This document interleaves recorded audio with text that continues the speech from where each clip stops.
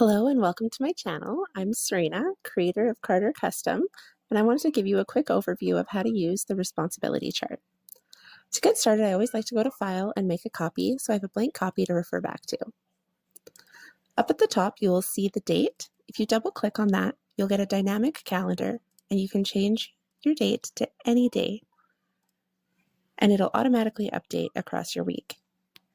Over to the right, you have a section where you can add all of your chores and tasks, as well as a section for activities, and then at the bottom, a section for names. After these are all filled out, they will become dynamic inside of your drop-downs. Here is where you can organize and plan your entire week.